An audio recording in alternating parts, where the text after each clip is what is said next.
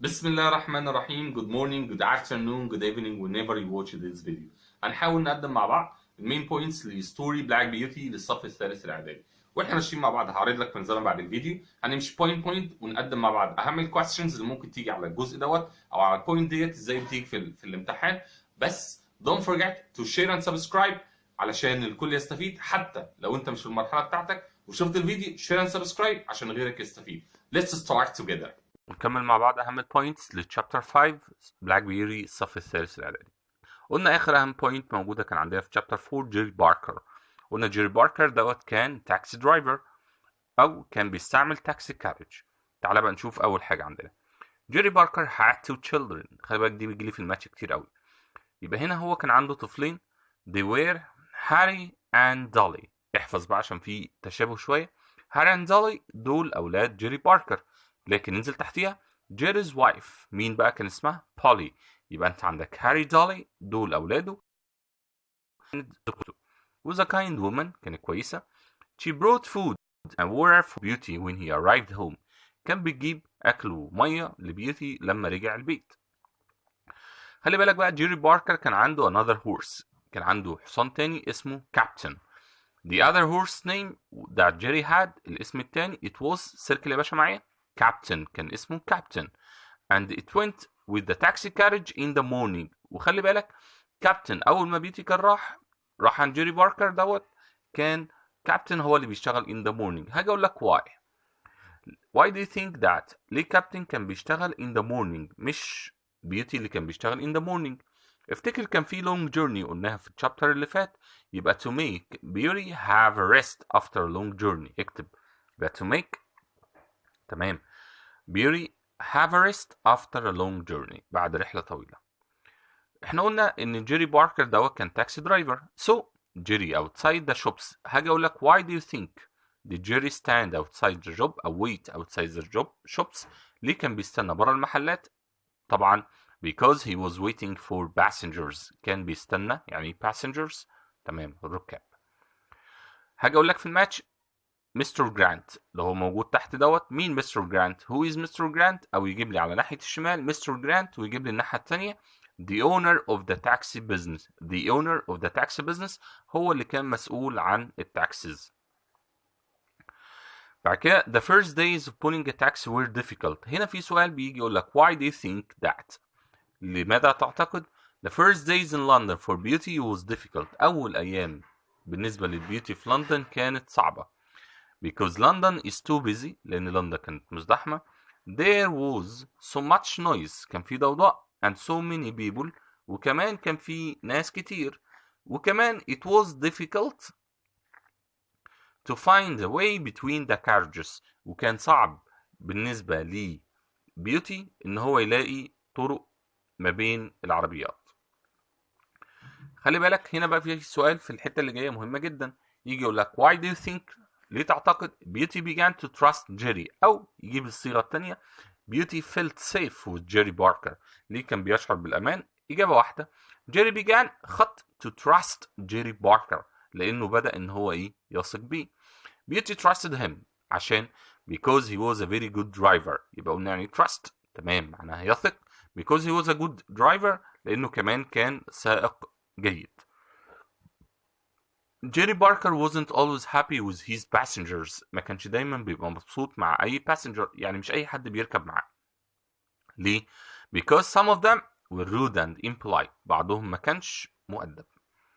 The young men would give Jerry an extra pound if he went fast. افتكر كان في اتنين ركبوا مرة واحدة وقالوا لجيري we would give you one extra pound. اسمها extra مش extra دي غلط. one extra pound هنديك جنيه زيادة if you went fast لو انت هتمشي بسرعة. بس خلي بالك he didn't accept أو he refused رفض. ليه بقى هنا رفض؟ هنقول because he cared much about his horses لأنه كان بيهتم لو انت مش عارف تكتب cared very much هتقول because he looked after his horses. وكمان he thought اعتقد ان that one extra pound ان جنيه زيادة wouldn't help مش هيساعد if the horse became too tired. بص بقى هنا مكتوب Jerry thought about his horse. كان بيفكر He didn't make his horse too tired. ما كانش عايز الحصان بتاعه يبقى تعبان. He wanted him to take other passengers for the rest of the day. قرر ان هو ياخد ركاب تانيين باقي اليوم. الجملة متعادة اهيت عشان نأكد عليها. Beauty always felt safe in those busy streets. بدأ يحس بالأمان في لندن. قلنا ليه؟ Because he trusted Jerry. لأنه كان يثق بمين؟ بجيري. هاجي أقول لك بقى سؤال تاني مهم أوي. Why do you think Beauty felt sorry؟ ليه بيوتي كانت بتشعر بالحزن أو الأسى بالنسبة للتاكسي درايفرز دول؟ الجملة ديت مهمة أوي يا شباب. بص الإجابة. اكتب الإجابة اللي أنا هقولها الأول وبعدين نشوف الإجابة اللي جاية. يبقى نقول السؤال تاني. Why do you think؟ ليه تعتقد ان بيوتي felt sorry for these drivers؟ ليه كان بيشعر بالأسى أو الحزن تجاه هؤلاء السائقون؟ اكتب ورايا. Because they had to. كانوا مضطرين. work. يعملوا. for a long time. لوقت طويل. to get enough money. يبقى ليه كانوا بيوتي كانت تشعر بالحزن أو الأسى؟ يشعر بالحزن أو الأسى.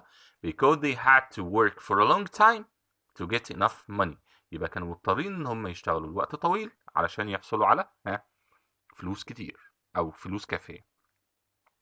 تعال نشوف بقى مكتوب ايه. Beauty always felt safe in those busy streets. قلنا because she trusted او he trusted Jerry. بعد كده taxi drivers have to work long hours because they didn't own their horses. لان هم ما كانوش بيملكوا. قلنا ايه في chapter 4 ان they had to hire the horse. كانوا بيضطروا ان هم hire يستأجر. But they hired them each day. كانوا بيأجروهم.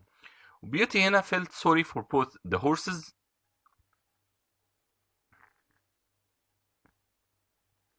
Beauty felt sorry for the horses and for those drivers عشان it was difficult job for the horses and the drivers too.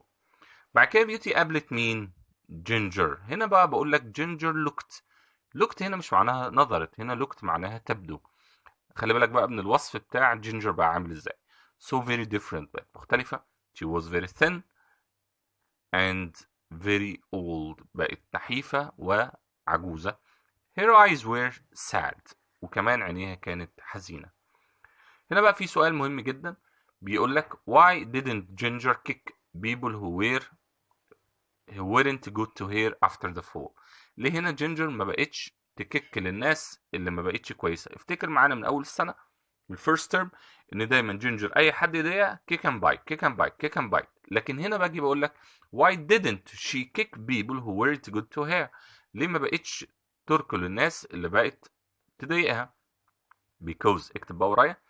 because she didn't strong أو sorry she wasn't strong enough to kick and she hadn't the energy أو power to kick.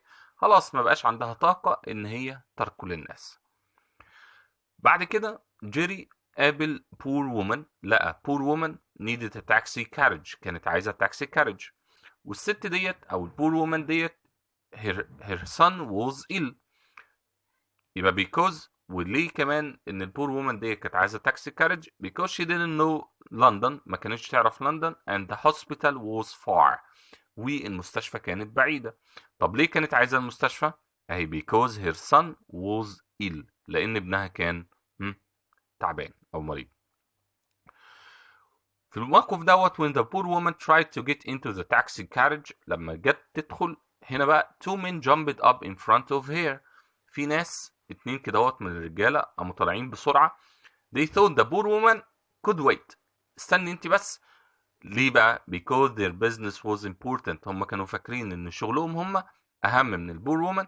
they also were first in the taxi. بس خلي بالك في الموقف دوت جيري باركر didn't accept او refused. he waited in the carriage. فضل مستني الكارج لغايه ما التو من دول went off. يعني went off مشوا على طول. بعد ما وصل البور وومن للهوسبيتال. وما تنساش هي البور وومن كانت عايزه تروح الهوسبيتال ليه؟ لان her son was ill. قابل واحده اسمها ميسيس فاولر. ميسيس فاولر ديت احفظها لي كويس قوي. she was a very kind wealthy woman. كانت سيده ثريه. هاجي اقول لك why did Mrs. Fowler please كانت مبسوطه او سعيده to find Jerry in front of the hospital.